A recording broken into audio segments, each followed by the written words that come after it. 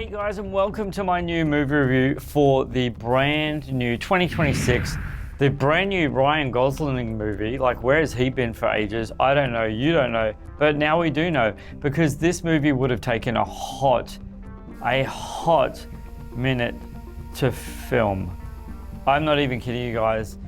The reason why this movie is so big, you'll see, you'll get it. I'll explain it all. Like you saw in the introduction, guys, this has a slew of cast.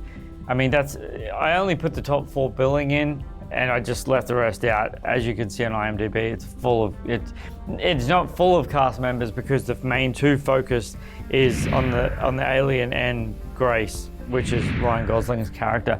However, before I go into the real nuts and bolts of this movie, guys, I just want to give you the heads up really quickly.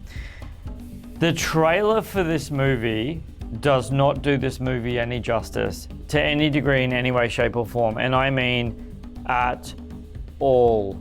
My partner and I watched this movie trailer, and immediately she was like, nah, I'm not sold. And truly, guys, neither was I.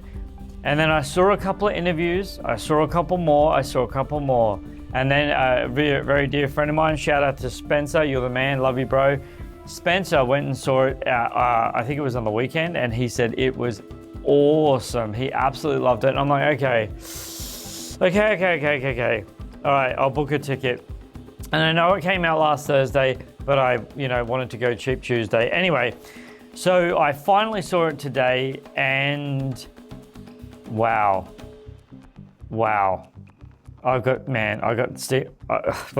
All right.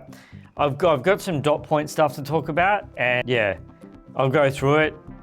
It's going to be crazy. Anyway, here's my first dot point about this movie, guys. So the movie opens up, and Grace, Ryan Gosling's character, he's being convinced by this person, to try and join him because he's a really intelligent teacher, like a super intelligent teacher.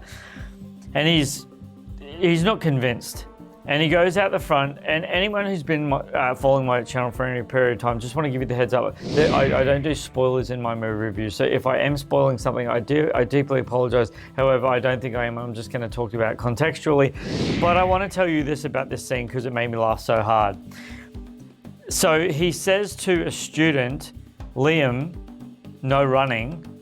And then the student literally turns to Grace and says, I'm not. And just the way that's played out, I literally burst out laughing because he was just like, hey, like trying to be a teacher. He turned around and said, hey, no running. He's like, I'm not running. Love that so much. That was so funny, and truly, guys, and I genuinely mean this wholeheartedly, I'm a little tiny bit surprised that they didn't put that this movie, not only is it really sci-fi heavy, because it is, I'm very surprised that they didn't put in the opening of the genre of this movie that it's a hard comedy. It is and obviously it does say comedy. It really is. Like, it is heavily sci-fi. I mean, heavily sci-fi. But this genuinely is one of the... it's such a good laugh in this movie. And the lady who was sitting, the row in front of me, right at the end, her and her husband, not much her husband, but definitely her, cracked up laughing throughout this whole movie. Truly. This movie is a must-watch. And with my next point, guys.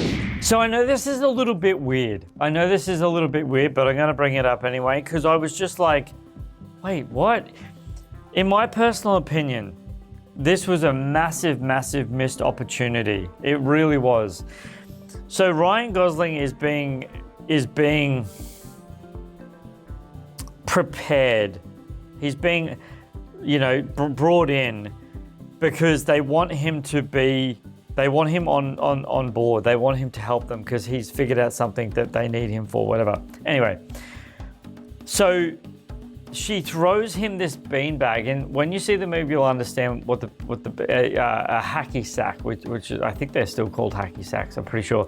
And it's just basically a little tiny beanbag ball. And she's got this hacky sack in her hand, and she gives it back to him. and then she says something to him, and I kid you not, in any way, shape, or form, I literally thought I was waiting for this line to happen. Like, I really was. I was like, say it. And he didn't say it, but his facial expression said it. And he literally got the hacky sack back, and he's like, he just looked at it, like, and I could see him thinking, why do you even have this? Like, why did you take this from me? And it was so funny, and it was just such a missed opportunity line. I was so surprised that they didn't use that line, because it would have been absolutely hilarious. And yeah, massive missed opportunity, guys. But anyway, I know this is a really weird one, but I don't actually understand why I wrote this. But I wrote down this, when you see him as a human, was visually amazing. It's really bugging me. Like, when I take these notes, guys, I'm literally sitting in the cinema, so I'm trying not to miss anything. So I have a funny feeling that the word human isn't correct there, and I don't know why I would have wrote that. However, speaking of visually amazing, guys, I really mean this. Visually amazing is a massive understatement of this movie. I wholeheartedly mean that. This movie is mind-blowingly visually epic. Now, I just want to say this.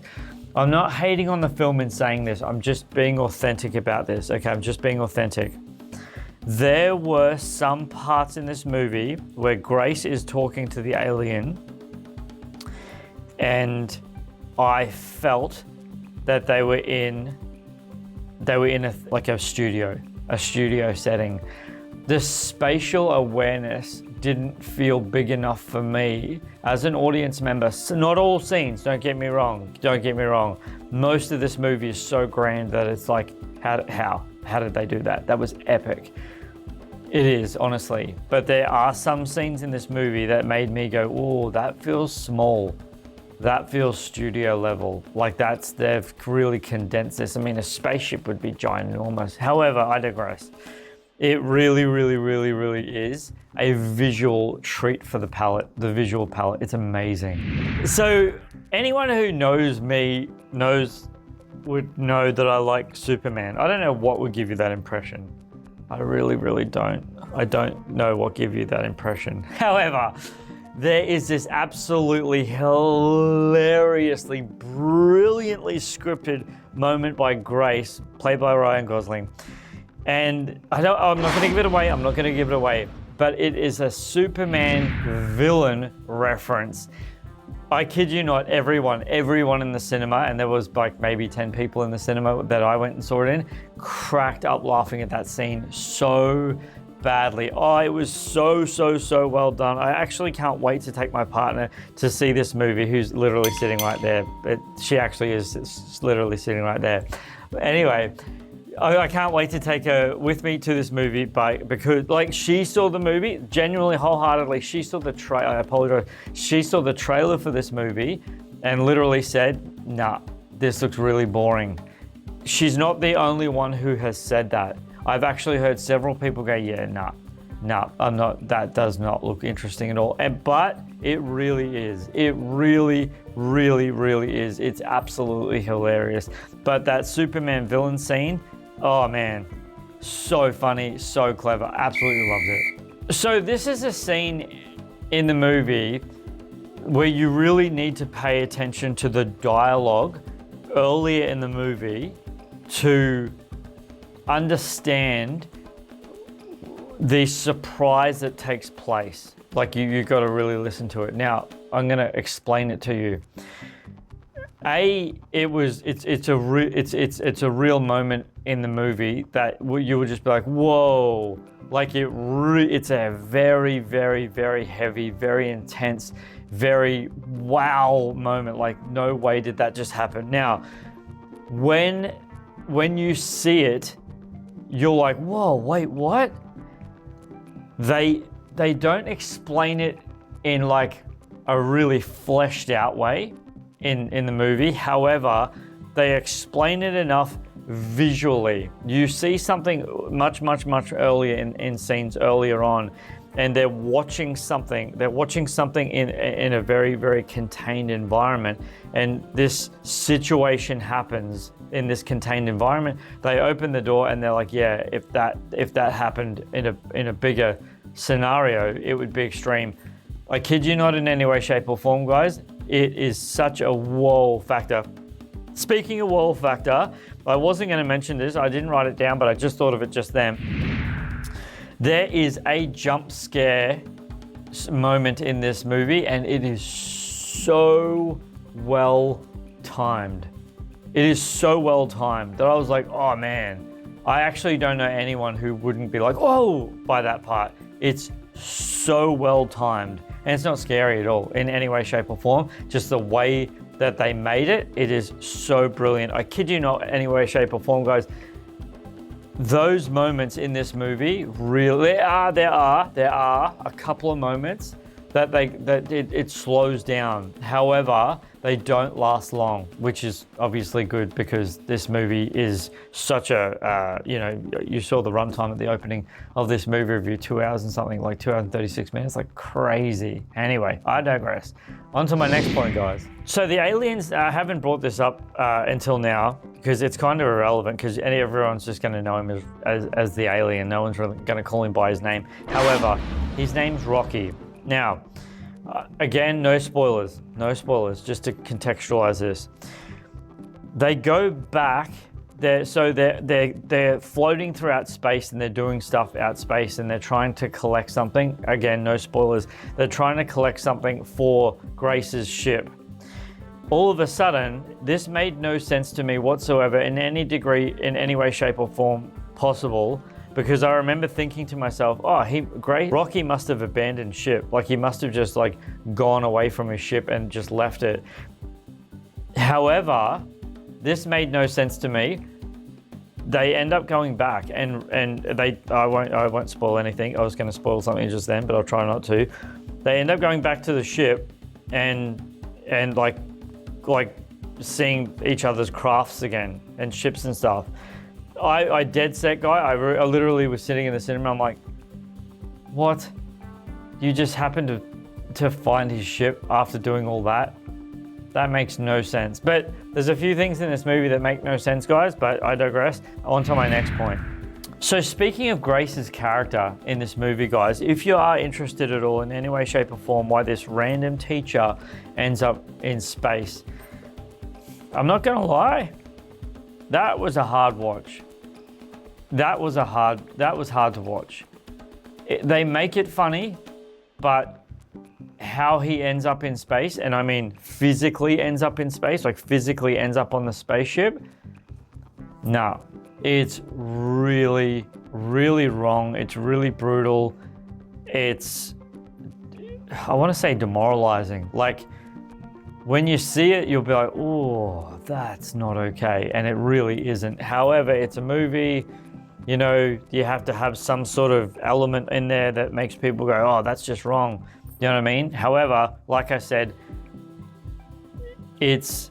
they use elements in this movie that you just don't think that they're going to use, but they do. And I tell you what, it works so well every single time. So I was going to bring this up earlier in my movie review, guys, but I'll talk about it now. Where Grace ends up in the movie made absolutely no sense whatsoever. And after the movie finished, one of the cleaners that I've known the staff at my local cinema for many, many years now, because I've been going to the same cinemas for years, I asked them, I said, the ending of this movie made absolutely no sense. Like how? And then the cleaner told me, you got to read the book. I'm like, And they're like, it's fleshed out more in the book. And I'm like, okay then, rightio. So just a heads up, if you get it, then props to you. I get it now because it was explained to me. But in the cinema, when I was watching this movie, it made no sense whatsoever. I was like, what? That's so, like, how? Like, that's, anyway. So to wrap this movie review up, guys, I'm just going to give you one more note that I just thought about.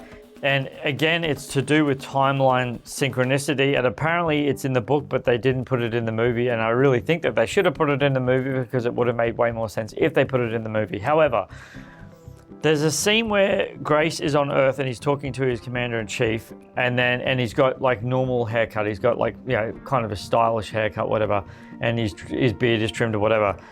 But then you see it's almost like a clean transition of him back in the space station on the ship. And there's no between scene at all where he gets a haircut. Because when he gets on the space station, when you see him first, like you see in the trailer of the movie, he's got like a massive beard and really long hair. But then all of a sudden he doesn't. I was like, huh? It's apparently explained in the book, but I was like, dude, you could have put like a 30-second monologue in there for that scene to actually, for the audience to make sense of why all of a sudden he has his hair like that. I know that's nitpicking, but come on, like, I don't think that is nitpicking. I just think that's attention to detail, which a movie of this budget should have been. Anyway, they possibly did film that scene and just didn't put it in the movie for, you know, runtime, whatever. But in my personal opinion, I think that they should have put that in there, because what gives him a haircut and what, you know, gets him out of cryo sleep, he ends up having a really, really good relationship with it at the end of the movie. And when you see the movie, you'll know what I'm talking about. And those of you who haven't seen the movie, when you see it, you'll get it. You'll be like, yeah, that's actually really clever. And it's just beautiful. It's a really beautiful ending, kind of heartbreaking, but, you know, I guess it all works out for him in the end, you know, or does it? Or does it? I'm not going to spoil it for you guys. You guys have been amazing. I appreciate you being here so much. And if you'd like to, I would really appreciate it if you did this, because it'd be awesome if you liked it, shared it, subscribed to me, commented on this movie review, and don't forget who's bringing this movie review for Project Hail Mary. Guys, this is Superman Steve. Appreciate you guys always and loving your time. Flying out.